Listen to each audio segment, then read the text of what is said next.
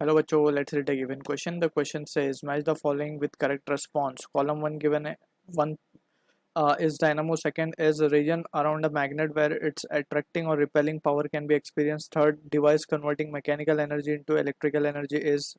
Fourth, Andre Mary Ampere. Column 2 में A part given and works on electromagnetic principle. B generator. C current. D magnetic field. So to understand this question, we need to understand about the concept of. यहाँ पे basically multi concept पे this questions are based. So along with the concept we will take one by one everything.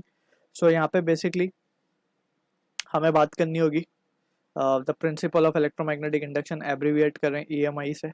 EMI basically, right. And magnetic field lines की बात करनी पड़ेगी हमें, magnetic field lines. And about the generator, basic understanding.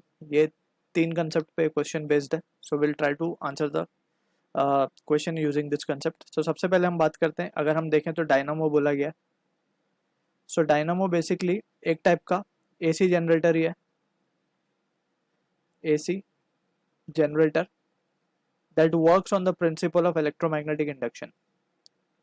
Electromagnetic induction. तो basically इसमें होता क्या है कि अगर हमारे पास लेट सपोज मैग्नेटिक फील्ड है नॉर्थ साउथ, ठीक है, यहाँ से मैग्नेटिक फील्ड लाइंस है ये.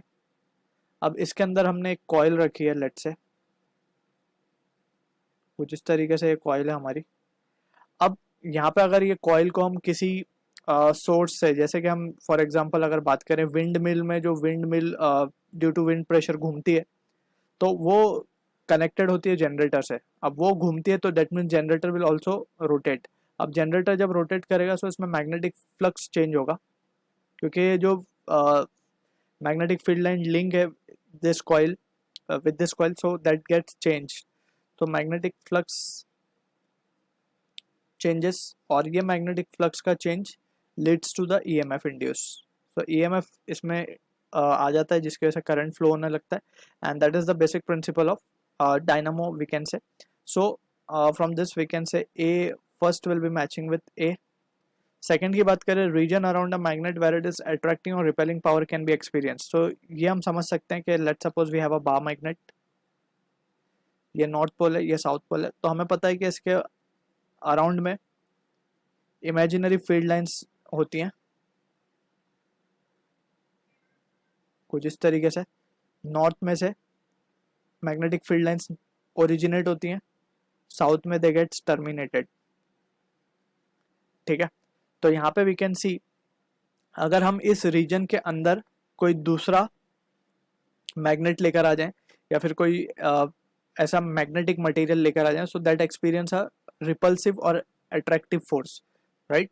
सो बेसिकली ये मैग्नेटिक फील्ड लाइन की प्रॉपर्टी है, जिसकी वजह से हम किसी मैग्नेट की स्ट्रेंथ के बारे में पता करते हैं, पावर के बारे में पता करते हैं कि कितनी जोर से रिपेल कर सकता है, कितनी जोर से अट्रैक्ट कर सकता है.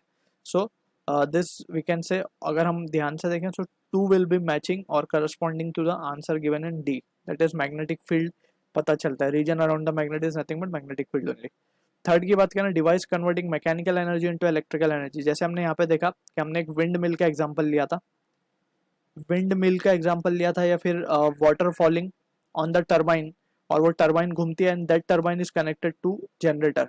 बेसिकली हमें जनरेटर को, अगर हम किसी कॉइल को मैग्नेटिक फील्ड के अंदर घुमाएं तो वो करंट प्रोड्यूस करता है. तो that is what the principle of generator is. So यानी कि विंड, यहाँ पे हम कह सकते हैं कि जो जनरेटर होते हैं, इलेक्ट्रिक जनरेटर की बात कर रहे हैं, so they converts mechanical energy, हम उसको घुमा रहे हैं, मैकेनिकल एनर्जी है वो, gets converted into electrical energy.